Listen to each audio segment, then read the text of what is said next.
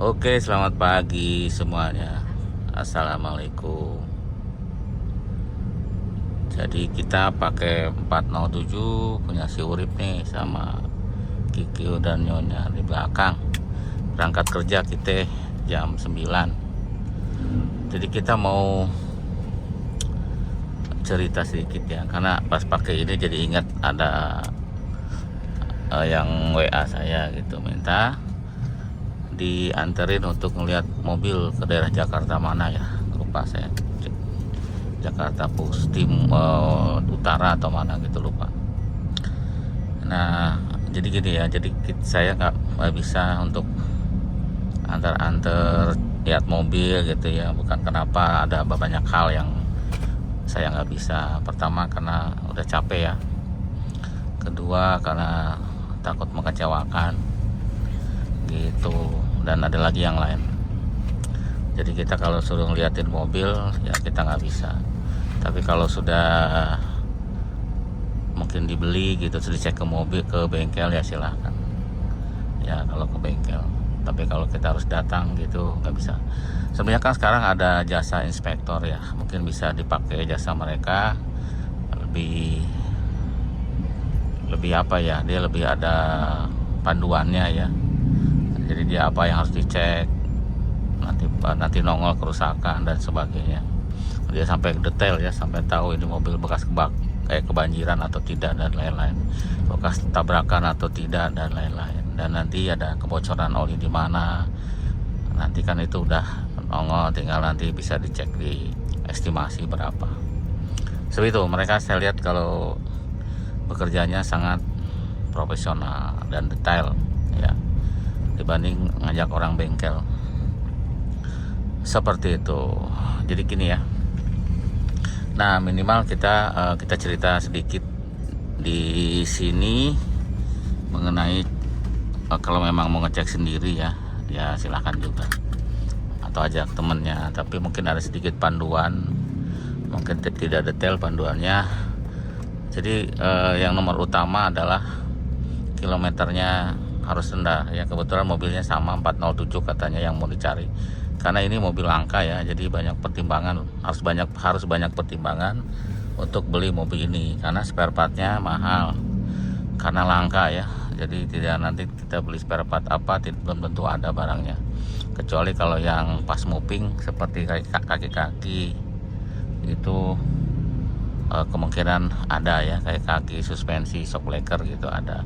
Tapi kalau yang udah slow moving ya itu susah ya, seperti mungkin part body atau radiator atau apa gitu, nggak gampang nyarinya ya. Ada hal-hal yang tidak gampang nyarinya, jadi harus dipertimbangkan ya kalau mau ngambil mobil ini.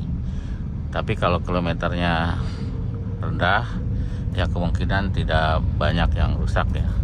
Nah, waktu itu mobil ini waktu ambil itu sekitar 50 ribuan kilo, sekarang sudah 70 ribuan kilo ya. Jadi sudah banyak juga si Urip pakai, karena dipakai kuliah. Nah karena kilometernya relatif rendah, tapi memang jangan terpaku sama kilometer, tetap harus ada pengecekan ya, takutnya ada bekas tabrakan dan sebagainya.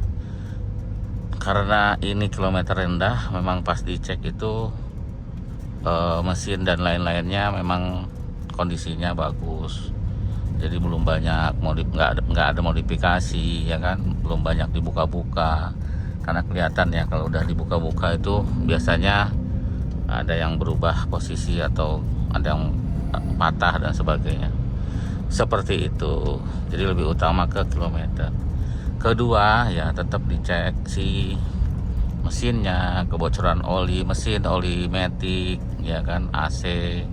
Karena AC pun mahal ya, karena kompresornya ini beda dengan mobil lain, dengan 206 307 ini beda. Jadi dia ada magnetnya dan ada solenoidnya, dan ini harganya kalau kompresornya rusak cukup mahal ya, 6 jutaan lebih.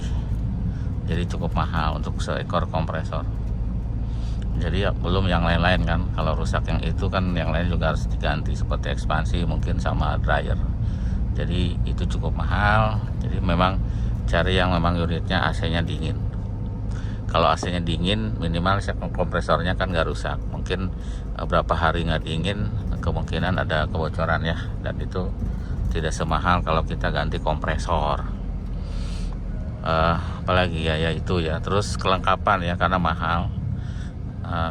Seperti apa sebutannya ya, kelengkapan di mobilnya ya, seperti ya semualah, perintil-perintilan jangan ada yang rusak, yang patah gitu.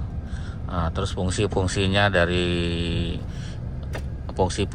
semua itu juga harus dicek ya, seperti lampu, mirror, power window dan sebagainya, karena mahal dan susah cari barangnya. Paling copotan juga nggak banyak karena mobilnya jarang dikampakin ya, jarang banget, jadi agak susah. Jadi semuanya harus berfungsi ya. Terus matic ini juga, matic termasuk yang mahal.